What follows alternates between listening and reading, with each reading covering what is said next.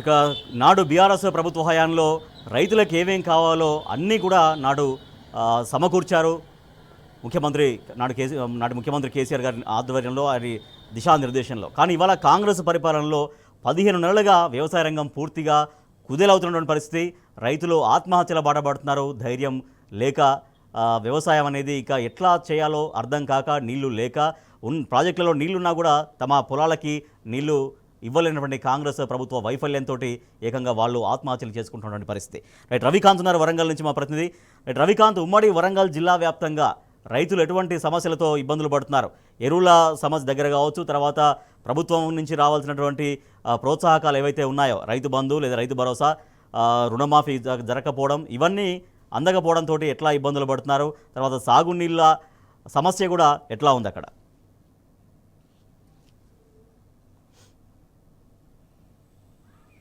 రాజేష్, పూర్తిగా వ్యవసాయ రంగం అంతా సంక్షోభంలో మునిగిపోయిందని మనం అర్థం చేసుకోవాల్సి ఉంటుంది. ఎవరైతే రైతులకు సంబంధించి సాగునీరు అందించడంలో పూర్తిగా కాంగ్రెస్ సర్కార్ విఫలమైందని మనం చెప్పుకోవాల్సి ఉంటుంది. వరంగల్ కావచ్చు, ఉమ్మడి వరంగల్ జిల్లా వ్యాప్తంగా అన్ని జిల్లాల్లోనూ ఇదే పరిస్థితి కనిపిస్తూ ఉంది. రైతాంగం ఆత్మహత్యల బాట పడుతున్న సందర్భం కూడా మనం స్పష్టంగా చూస్తూ ఉన్నాం. ఇప్పటికే రైతాంగం కాంగ్రెస్ అధికారంలోకి వచ్చిన ఇప్పటి వరకు అంటే రాష్ట్ర వ్యాప్తంగా 450 మంది రైతులు ఆత్మహత్యలు చేసుకుంటే అందులో 130 నుంచి 140 మంది రైతులు ఉమ్మడి వరంగల్ జిల్లాకు సంబంధించిన రైతులే ఉండడం చాలా బాధాకరమైన అంశంగా చెప్పుకోవాల్సి ఉంటుంది. ఇవాళ కూడా మనం జనగామ లాంటి జిల్లాకు వెళ్ళిన పరిస్థితుల్లో అంతా రైతాంగం తీవ్ర సంక్షోభంలో, ఆవేదనలో మునిగిపోయిన పరిస్థితి కనిపిస్తూ ఉంది. మొదటగా ఇవాళ మనం జనగామ జిల్లాకు సంబంధించి జనగామ మండలం వడ్లకొండ గ్రామానికి వెళ్ళిన పరిస్థితి, ఆ తర్వాత ఎర్రకుంట తండాకు వెళ్ళాము, ఆ తర్వాత అటు ఇదంతా కూడా జనగామ నియోజకవర్గం, ఆ తర్వాత పాలకుర్తి నియోజకవర్గానికి కూడా వెళ్ళిన పరిస్థితుల్లో అక్కడి రైతాంగం కూడా తీవ్రమైనటువంటి ఆవేదనలో మునిగిపోయిన సందర్భం అయితే మనకు స్పష్టంగా కనిపిస్తూ ఉంది. తమకు కనీసం నీళ్లు వచ్చే పరిస్థితి లేదు, సాగునీరు అందక తాము పండించే పంట అంతా కూడా ఎండిపోతుందన్నటువంటి ఒక అంశాన్ని అయితే రైతాంగం లేవనెత్తుతున్న పరిస్థితి అయితే మనం స్పష్టంగా చూస్తూ ఉన్నాము. పూర్తిగా రైతాంగం ఒక సంక్షోభంలో కూరుకుపోయిన సందర్భం. ముఖ్యంగా ఇటు దేవరూపుల కావచ్చు, కొడకండ్ల కావచ్చు, లింగాల గణపూర్ కావచ్చు, జనగామ జిల్లా చూసినట్టయితే అన్ని మండలాలకు సంబంధించిన రైతాంగం సాగునీరు అందక ఇబ్బందులు పడతా ఉన్నారు.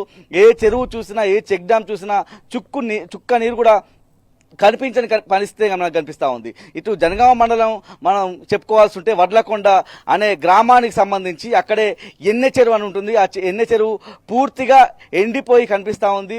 దీంతో అక్కడి రైతాంగానికి సంబంధించి దాదాపు 2000 ఎకరాలు ఇప్పటికే ఎండిపోయిన పరిస్థితి స్పష్టంగా కనిపిస్తూ ఉంది.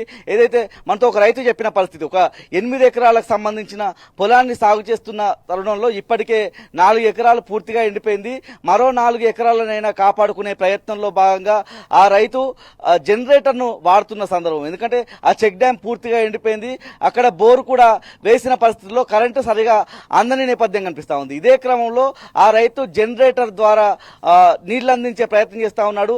ఆ నీళ్లు కూడా ఊరినప్పుడు వస్తూ ఉన్నాయి. ఆ ఊరిన కొద్ది నీళ్లనే తన వ్యవసాయ పొలానికి అంటే ఆ ఉన్న 4 ఎకరాలకు పారించుకుంటున్న పరిస్థితి.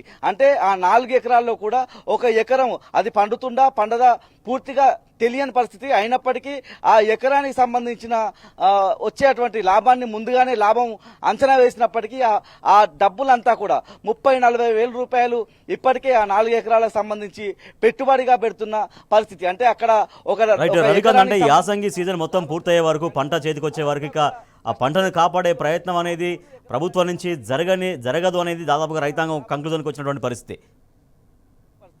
ఎందుకంటే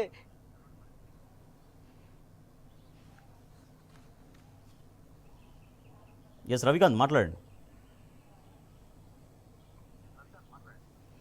రాజేష్, పూర్తిగా రైతాంగం సంక్షోభంలో కూరుకుపోయింది. మనం చెప్పుకున్నటువంటి ఇప్పుడు వడ్లకొండే కావచ్చు, దేవరూపుల దగ్గర ఉన్నటువంటి అనేక తండాలు ఇవాళ ఎందుకు కాంగ్రెస్ ప్రభుత్వం వచ్చి మమ్మల్ని ఇబ్బంది పెడతా ఉంది, ఒక చివరి ఆయకట్టు వరకు భూములకు అంటే గతంలో తెలంగాణ రాకముందు పడావుబడ్డ భూములన్నీ కూడా సాగులోకి వచ్చిన సందర్భంలో ఆ భూములకు సంబంధించి అంతా మళ్ళీ సాగులోకి వచ్చింది. గతంలో అనుభవం కూడా ఉంది. ఆ అనుభవంతోనే ఈసారి నీళ్ళు వస్తాయని చెప్పడం వల్లే మేము పంట పొలాలకు సంబంధించిన పొలాలు వేసుకున్నాము. వరికి సంబంధించి యాసంగికి సంబంధించినటువంటి వరి నాట్లు వేసుకున్నాము. ఇప్పుడు అంటే డిసెంబర్ తర్వాత ఉమ్మడి వరంగల్ జిల్లా వ్యాప్తంగా డిసెంబర్ మొదటి వారం నుంచి ఏదైతే 3వ వారం వరకు అన్ని చోట్ల కూడా అన్ని ప్రాంతాల్లోనూ వరి నాట్లు వేసే పరిస్థితి ఉంటుంది. మార్చి నెల ఎండింగ్ కల్లా అది పొట్టకొచ్చి అదంతా కూడా ఆ వరి ధాన్యం అంతా దిగుబడిగా వచ్చే పరిస్థితి ఉంటుంది. అంటే మార్చి మొదటి వారంలోకి ఎంటర్ అయిన సందర్భంలో అనేక ఎకరాలకు సంబంధించిన రైతాంగం ఆ పంటలను వదిలేసిన పరిస్థితి. వాళ్ళ గేదెలు కావచ్చు, అక్కడ ఎడ్లకు మేతకు వేసిన సందర్భం మనం స్పష్టంగా చూస్తూ ఉన్నాం. ఆ రైతాంగం అంతా ఆవేదనలో మునిగిపోయిన పరిస్థితి. మీరు నీళ్ళు ఇస్తామన్నారు కాబట్టి మేము పంటలు వేసుకున్నాము, ఇవాళ మొహం చాటేస్తున్న పరిస్థితి ఉందని చెప్పి ఆ రైతాంగం ఆవేదన వ్యక్తం చేస్తూ ఉన్నారు. ఇటు జయశంకర్ భూపాలపల్లి జిల్లాకు సంబంధించి కూడా రేగొండ మండల కేంద్రంలోను కనికిరెడ్డి అనే రైతు ఆయన పంట పొలంలో సంబంధించి బోర్లు వేసిన బోర్లు పడడం లేదు. ఇప్పటికే లక్షలాది రూపాయలు ఖర్చు చేస్తున్నాము, అయినా పంటలకు నీరందడం లేదు. కనీసం ఎస్ఆర్ఎస్పి ద్వారా ఇవ్వాల్సినటువంటి ఆలోచన చేయడం లేదు. కనీసం చెరువులు నింపడం లేదు, చెక్ డ్యాముల్లో నీళ్లు లేవు. ఇలా ఎడారిగా మారుతుందని ఆ రైతు ఆవేదన వ్యక్తం చేస్తూ తన పంట పొలాన్ని పూర్తిగా ఎద్దులకు అదేవిధంగా బర్రెలకు మెతగా ఉపయోగిస్తున్న సందర్భాన్ని అయితే మనం స్పష్టంగా చూస్తూ ఉన్నాం. ఇవాళ కూడా రేగొండ మండలంలో రైతు ఆత్మహత్య చేసుకోవడం కూడా అందరినీ కలిసివేస్తోంది. రైతులు రోజొక రైతు ఆత్మహత్య చేసుకుంటున్నటువంటి ఒక దీనమైన స్థితి కాంగ్రెస్ ప్రభుత్వ హయాంలో కనిపిస్తోంది. ఈ 15 నెలల కాలంలో దాదాపుగా 430 మంది రైతులు వివిధ కారణాలతోటి అంటే పెట్టుబడి లేక కావచ్చు వ్యవసాయానికి, తర్వాత సాగునీళ్లు లేక, పంట పెట్టుబడి రాక, పంట దిగుబడి రాక, ఇట్లా రకరకాల ఇబ్బందులతోటి ఈ ప్రభుత్వం నుంచి ఒక స్పష్టమైనటువంటి ఒక భరోసా లేక, ఒక ధైర్యం లేకపోవడంతో రైతులు ఆత్మహత్యల బాట పడుతున్నటువంటి పరిస్థితి.